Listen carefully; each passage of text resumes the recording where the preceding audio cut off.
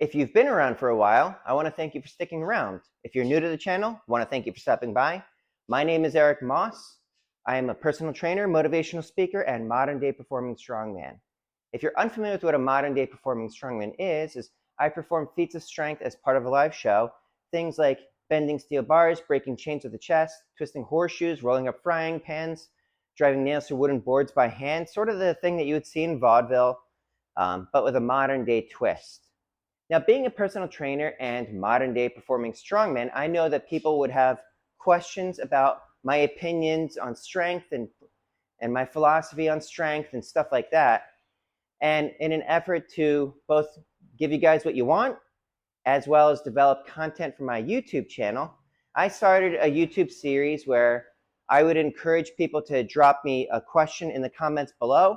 And when they do, I get back to them with their own custom video. Pretty neat, right? So this question comes from Manaswaran Devar, who's a frequent commenter on my channel, hence giving me a lot of content to work with, in which case I've recently thanked you, Manaswaran, and I'm going to thank you again.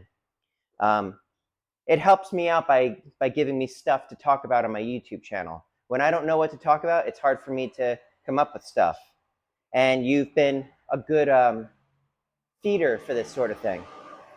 So Manaswaran says, good info, Eric. By the way, I have a question, Eric, just your opinion. Opinions are what I'm offering here, Manaswaran. If I have a limited amount of time where I have to practice my boxing and some isometrics or weight, I usually do my isos, then proceed with my boxing session. Is that okay, Eric? I find it hard to separate strength and cardio sessions during my busy weeks.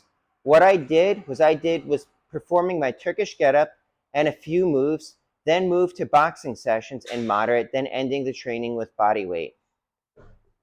So thank you again for asking that question, Manaswaran. Now, just a point of consideration, I don't have much boxing experience. I was coached for like a day by a legendary boxing coach who's actually brought some people to the Olympics. And he did offer to coach me. He said he thought with his help I could become a champion, in which case I said, I'm honored. I truly am, but I have to turn you down because as honored as I am, I really don't like the thought of people punching me in the face. Not even just people punching me in the face, but people who are trained to punch me in the face, which is kind of ironic because I would later set a world record in bending steel with my face. In fact, doing one of those 5/8 reinforcing steel bars in front of the strength and conditioning coach for Evander Holyfield, in which case he was completely blown away by that. So it's kind of like a weird turn of events how that ended up coming to pass years later. But with bending steel with my face, at least I'm the one in control of it. So to go back to your question rather than talking about myself, you asked if it's okay to do isometrics or to practice your boxing and some isometrics or weight. Usually isos then proceed to the boxing. Is that okay? It could be. One of the things that I want you to consider is listening to your body and watching your performance. So it sort of also depends on what the isometrics are and the amount that you're doing. So there is a technique with isometrics in boxing where you would push against the wall hard, and you'd be wearing your gloves and everything, driving with your heels so that you're using your hips into the motion. And that would basically be at the end range when you would be making contact, and supposedly that's a really good way of generating power for the punch. Now, one of the things with isometrics is it can be very easy to overdo it. So I would do maybe 3 5-second holds if you're going to do that sort of thing. Watch your body for signs of fatigue. Don't do it every single time. You would do a relatively high frequency in the beginning for just a couple weeks, but not going too much further. There was someone who asked me a question of why take time off in between isometrics, which I will get to in a future video. But one of the things to remember is that the goal must remain the goal, in which case for you, what I'm guessing is the centerpiece is boxing. And everything that you're doing in addition to boxing training is intended to make the boxing better. Now, one of the things is as you get stronger, people have a tendency to forget why they started it in the first place and just proceed with getting stronger and stronger. In which case, if that's your new goal and that's what you're passionate about, so be it. But if you're still passionate about boxing, let boxing be the centerpiece.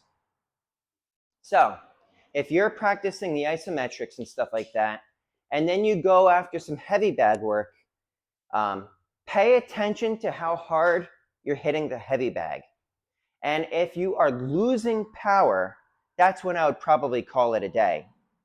Now, you had also mentioned that you're doing calisthenics. Calisthenics is kind of a blanket term. It could be one arm, one leg push-ups. It could also be burpees or mountain climbers or something like that. If you're already doing isometrics and or weight training, I would tend to stay away from like one arm, one leg push-ups and that sort of thing. And I would use the burpees and squat thrusts or mountain climbers as conditioning to make sure that you don't get tired. Now, periodically, you're going to want to kind of blend everything so that you can throw punches when tired. Don't forget the boxing basics. I would still include jump rope and road work and stuff like that.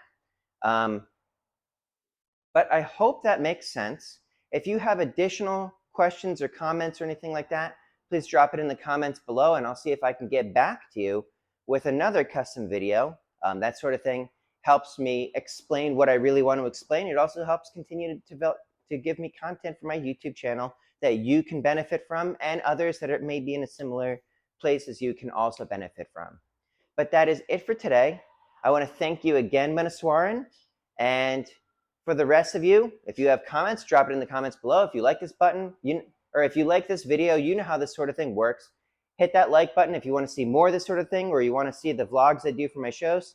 Subscribe to the channel. If you have questions, drop it in the comments below. And if you think anyone else should see this, please share it with them. But that is it for today. Please stay happy, healthy, and strong. Askericmoss, over and out.